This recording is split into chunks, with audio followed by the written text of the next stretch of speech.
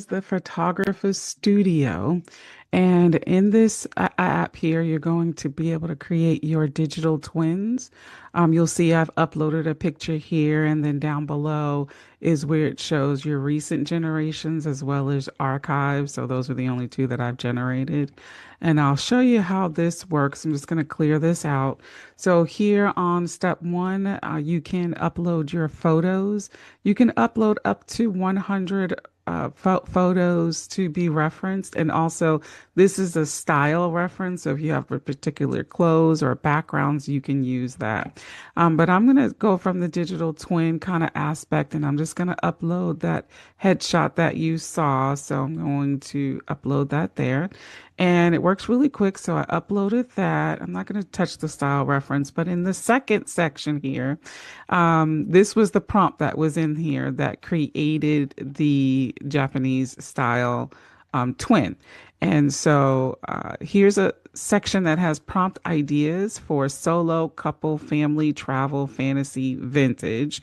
And let's just take a look at travel. So we'll go to travel. Let's say we're a street styled shot in New York City. Okay, so I'm going to select that. And when I select that, it appears in the vision description box. Okay, I don't need to enhance that prompt because it's what's come with it. But if you just type a prompt in here, you can click enhance the prompt and it will do that. On step three here, format and output, you have your batch count. So currently I have it set to 2. You can do more than that. I don't recommend doing any more than 4 because otherwise you'll run out of your generations if you're generating a lot of images. You can put it on solo image, duo, so 2 people, or family. Since it's just me, I'm going to put solo. And then your aspect ratios are according to what you want. So portrait, social, this is a social. And you have classic, square, and land. Let me click this land to see, because those are self-explanatory. So let's see what that looks like, because I don't think I've ever chose that. So I'm going to leave it at face match, tone match, and it's on general to print, or 2 prints, because that's the batch that we have in there is 2 prints.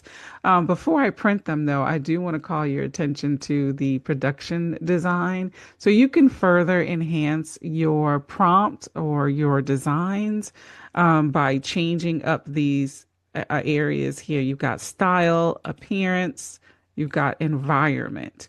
And so you can change up your environment, Soratini views, medieval castle, just studio, your lighting. I have it all. Everything is set to default.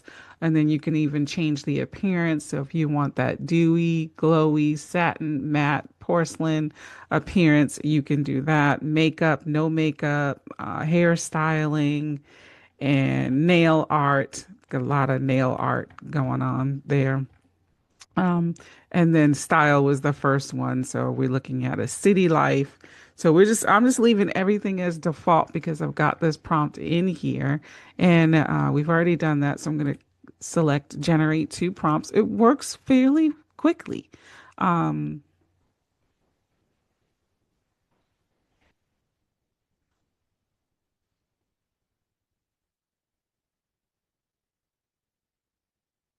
and here we have it.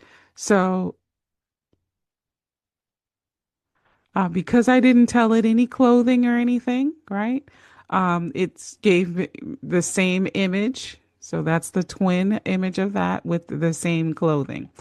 So that's what I recently did. And then here is all of the recent generations. Okay. So they're definitely the twins because they're looking the same. And I can now take these and I can edit them with these buttons. I can change outfits, I can change the hair, the color, or just edit. But what I want to call your attention to is the save, because I can go ahead and save. Let's save this one.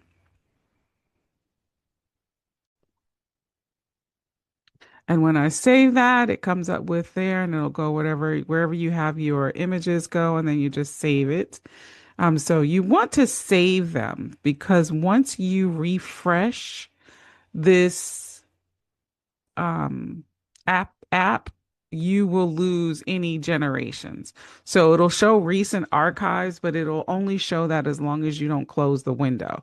Once you close that window and you start up a new instance of the photographer's studio, then you won't have these recent archives. Okay.